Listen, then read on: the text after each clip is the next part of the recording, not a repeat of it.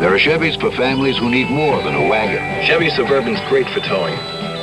Sport van holds up to 12. And the four-wheel drive Blazer goes anywhere. Families have different meanings when it comes to a family car.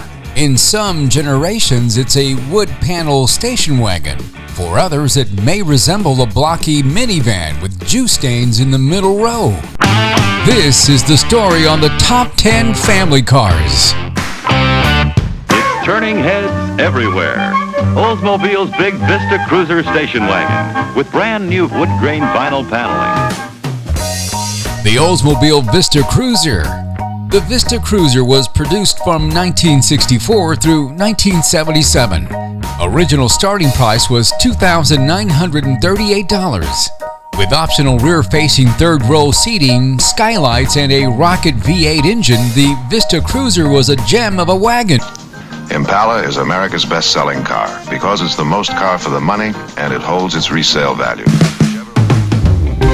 The Chevy Impala, with an original starting price of $1,735. Chevrolet's Impala has been its bestseller for over 50 years as a convertible, a sedan, and a wagon. With high-performance big block V8 engines, super sport packages, and enormous bodies, the Impala was built for families that still had a love for the American road. If you're looking for a way to move around a large group and a few of their things, check out a Chevy Astro. The Chevrolet Astro GMC Safari. Years produced were from 1985 through 2004, with an original starting price of $8,195, and became the first U.S. minivan to add all-wheel drive as a result. It was also among the first to make Scotchgard fabric protection standard. By the mid-90s, though, it began looking like an airport shuttle van and fell out of favor with families. Hey, which family car did you own? Leave us your comments below. And if you have a picture of your family car, we want to see it. Join our Facebook group. Look up Boca Brothers under Facebook groups and post your family car inside our group page. Consider the economical AMC Hornet Sportabout. The Sportabout is easy to handle, comfortable to ride in, and is the only four-door compact wagon built in America. The AMC Hornet. Produced between 1970 and 1977 with an original starting price of $1,994. Besides being the best-selling car American Motors Corp ever made, the Hornet was also the first hatchback made in the U.S. The liftgate-style hatchback used in the original Hornet Sportabout station wagon set the precedent for those used in modern SUVs. Dodge is planning on making the Hornet once again, this time as an eco-friendly SUV. The Wagoneer is the most luxurious four-wheel drive station wagon on wheels and outsells all other four-wheel drive wagons combined. The Jeep Wagoneer, produced between 1963 and 1991, with an original starting price of $3,278. During the 1980s, this would be the vehicle that a New England family would use while vacationing by the coast. Originally designed to be Jeep station wagons, the Wagoneer evolved into full-on four-wheel drive sports utility vehicles with wood panel exteriors and high ground clearance that made them the vehicle choice for preppy outdoorsy parents.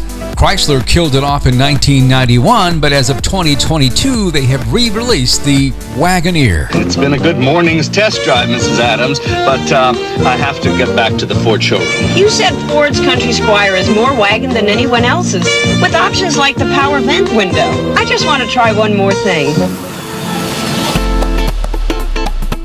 The Ford LTD Country Squire. Produced between 1950 and 1991 with an original starting price of $2,253. When it was introduced, it had wood doors and wood side panels, but it would be replicated by other automakers as well as Ford itself. Its magic door gate flipped down like a truck tailgate or swung open like a door. At 19 feet long and powered by a V8 engine, the Country Squire was huge and sold hundreds of thousands of vehicles a year. However, kids of this era remember side-facing seats. a magnetic checkerboard and optional CB radio, and hidden rear cargo compartment. The new Chevy Suburban. Because some people need more than a wagon. Suburban has a tough truck chassis, so you can carry up to 1.5 tons of people and cargo. The Chevrolet Suburban, produced between 1936 to present, with an original starting price of $685. If you wanted to take more passengers and gear away from the city, you took a Suburban, which was basically a station wagon mounted onto a van or truck frame. Chevrolet invented several family cars in one stroke when it debuted the Suburban in 1936, but it's rolled into the modern day as the extended truck-based SUV it's never stopped being. Let a little style in your life, add a little life to your style. Introducing Chrysler LeBaron Town & Country for 1979, the wagon for your town & country living.